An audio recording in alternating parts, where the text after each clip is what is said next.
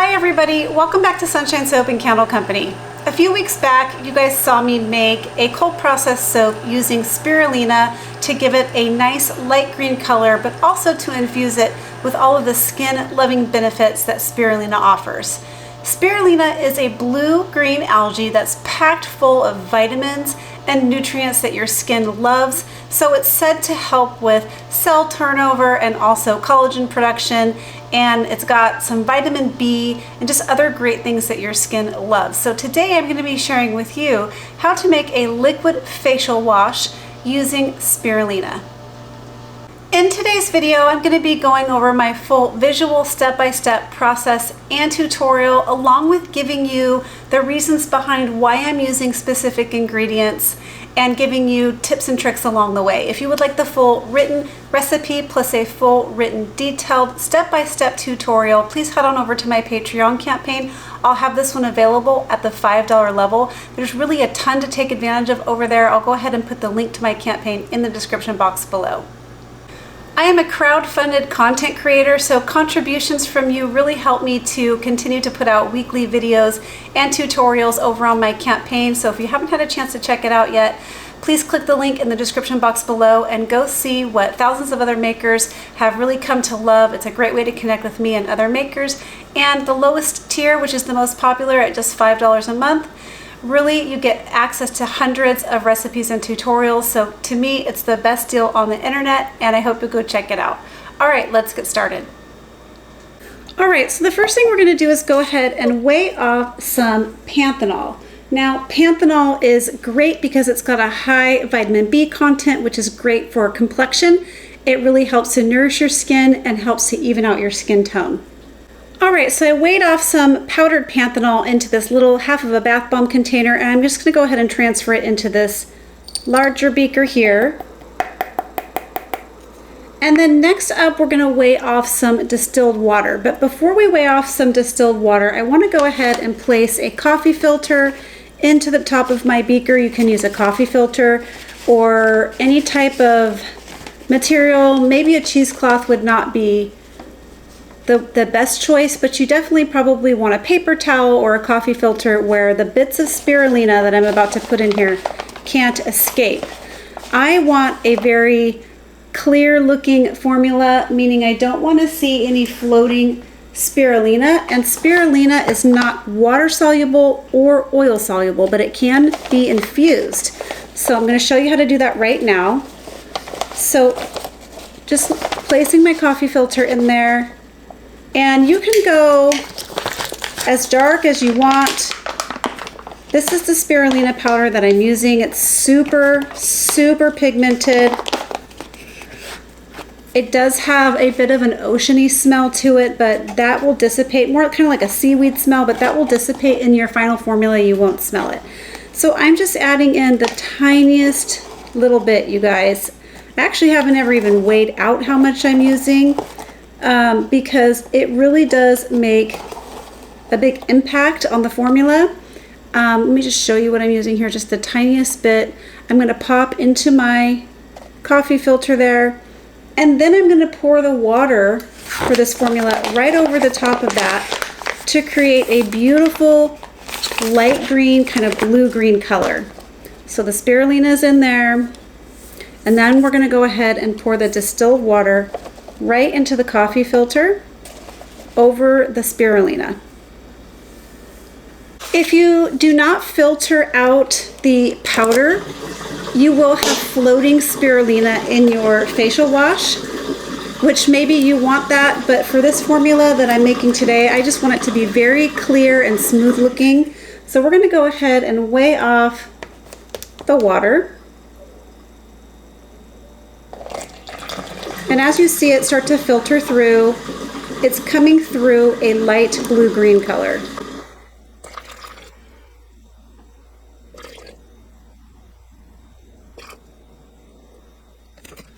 All right, I'm just going to allow that to filter through and be done draining. All right, so my water is all done infusing through the spirulina, and now we're ready for the next step. Look at that beautiful kind of blue-green color we have going on. You're gonna notice some color changes during this process as the pH changes. This color will also change a bit too. So as we add ingredients, we're gonna undergo some pH changes, and you'll notice that color change. Something I forgot to mention to you is you may want to infuse your spirulina into a separate beaker completely. Infuse your water through the spirulina in a separate beaker completely, and then weigh off what you need from this formula into your beaker with the panthenol. That might make it a little bit easier so you know exactly how much you're getting in there, because you do lose a little bit of water into the coffee filter. So what I have is another beaker that's exactly the same size, and was able to weigh it and tear it out and then find the difference between the two and add in a little bit of more just plain distilled water. If that's a little confusing, I'll go into more detail in the actual written tutorial over on my Patreon campaign.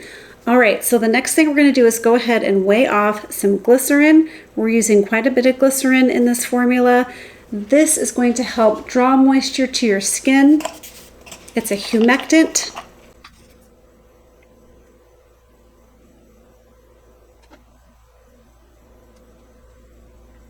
Okay.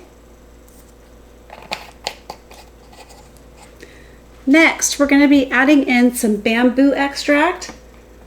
Now, I chose these extracts that we're going to be using specifically for their skin soothing and skin strengthening properties. However, I also chose them because they're clear, meaning they are mostly water white looking, water clear looking. And the reason why I did that is because I didn't want to compromise this already beautiful blue-green color that we have going on. I just wanted to not add any other type of color in there. And sometimes your extracts can be a dark brown in color. That's totally normal for some extracts. Now this one is cornflower. Again, it's got a water white appearance to it, so we don't have to worry about compromising the color of this beautiful facial wash. Cornflower is really good for its soothing and anti-inflammatory properties, a lot like calendula, but I am using cornflower today instead of calendula because the yellow color of the extract from the calendula would compete with this beautiful blue-green color that we have going on. So then I'm just going to get my stir stick. I'm going to stir this up real fast. Make sure my glycerin and my extracts are nicely combined.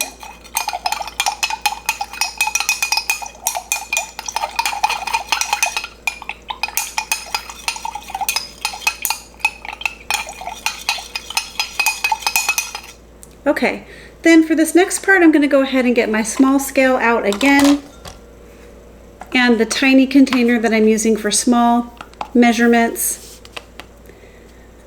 because we're going to be weighing off some very small amounts for this next part.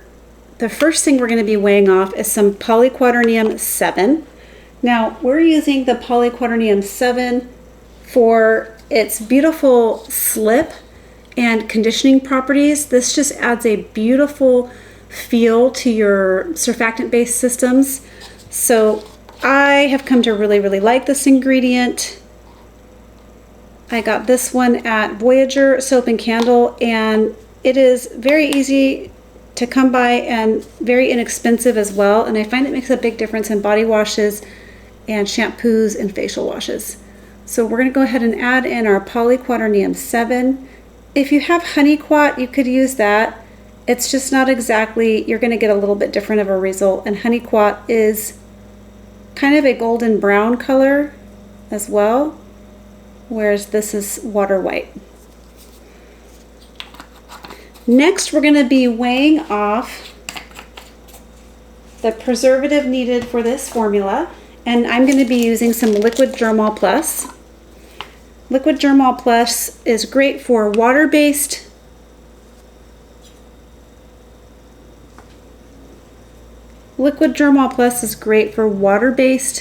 formulas like this one, and it goes through a wide range of pHs, meaning it's broad spectrum. It can preserve formulas anywhere between the 4 and 8 range on the pH scale. So it just makes it really versatile and it's effective. Okay. Then we're going to be adding in a little bit of tea tree oil. Tea tree oil has amazing skin benefits. It's anti-inflammatory. It can help with acne. It helps with inflammation. It smells very clean and fresh. It's antibacterial. It's one of my favorite ones to use in facial washes and facial soaps. I'm going to give this a little bit of a stir to combine, and then I'm going to set this aside. Next, we're going to be adding in our surfactants.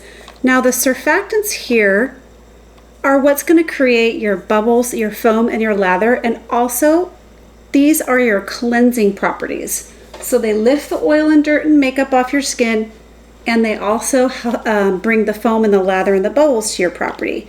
So today we're going to be using a combination of plant-based surfactants, and the first one I'm going to be using is cocamidopropyl betaine. This one is made from coconuts. It's got a really good lather and foam. It's very gentle. Next up, we're going to be adding in some foaming oats. This is a surfactant made from oats. Very gentle, safe around the eyes. We're going to go ahead and add in our foaming oats.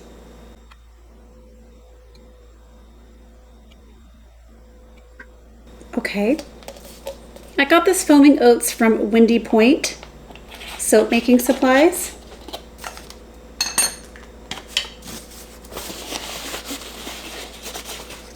And the last surfactant I'm going to be using is plantapon.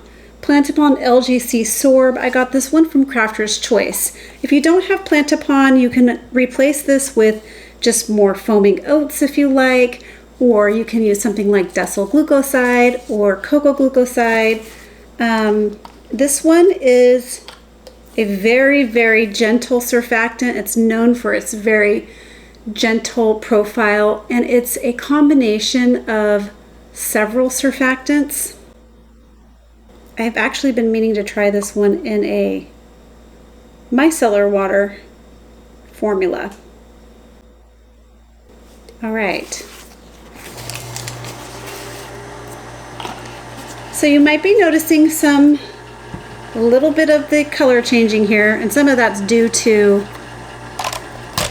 the fact that we're diluting it with more material. It's getting a little bit lighter in color, but I'm also noticing that it's going a little bit more green instead of that blue-green teal.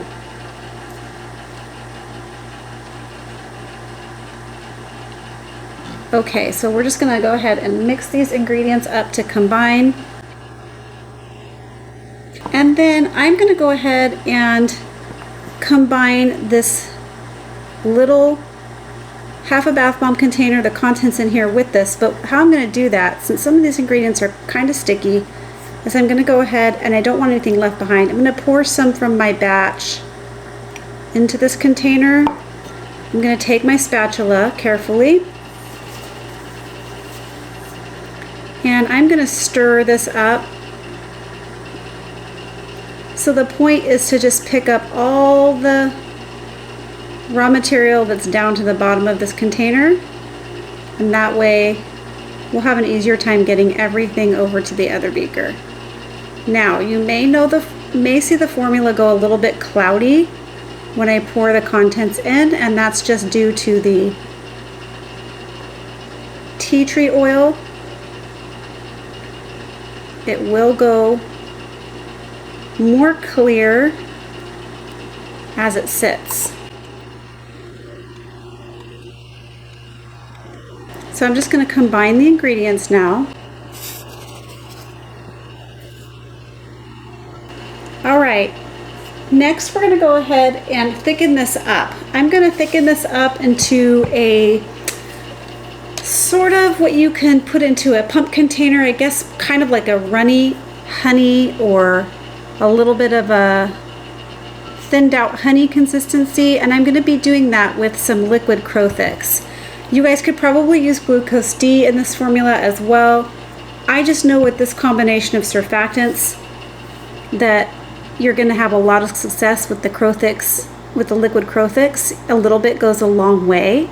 And also, the liquid Crowthix adds emolliency that glucose D doesn't have. So depending on your formula, this one's going to go on the face. I like them to feel very emollient and silky. So I'm just adding a tiniest bit. It doesn't take much in this formula to get it to thicken up.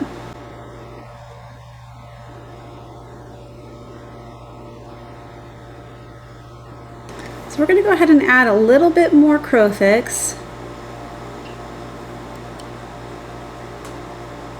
just to get it slightly thicker. Just want to make sure you don't add it too soon. You want to make sure it's fully incorporated. If you add it too soon, your formula could go too thick on you, too fast. So again, we're just going to add the tiniest bit. You can always add more, but once your formula gets too thick, it's very difficult to thin it back out properly without really compromising your formula. All right, I think that's going to just about do it for me on the thickness. Now I know that this formula all by itself is right around the 6 range on the pH scale based on my last batch. So I'm going to be adding a tiny bit of citric acid to bring the pH down just a little bit. And here's where you're going to notice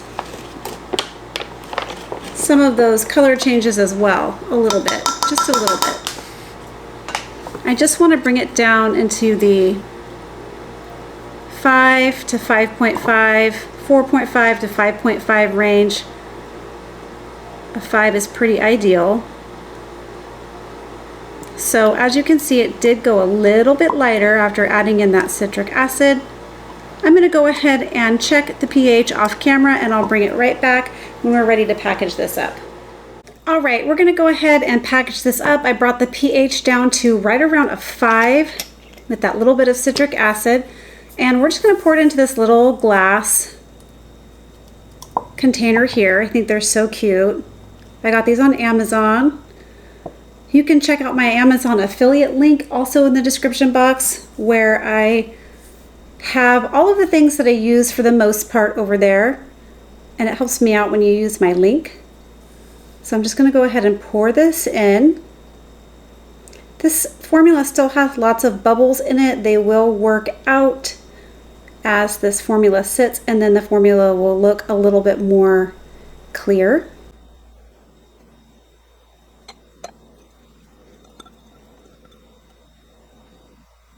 There we go.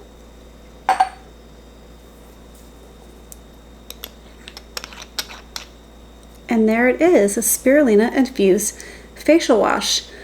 If you stick around, I'll show you a little bit of a use demo. All right, time for a little use demo here. So I'm just going to scrape out what I have left in my beaker. I'm going to show you what this looks like.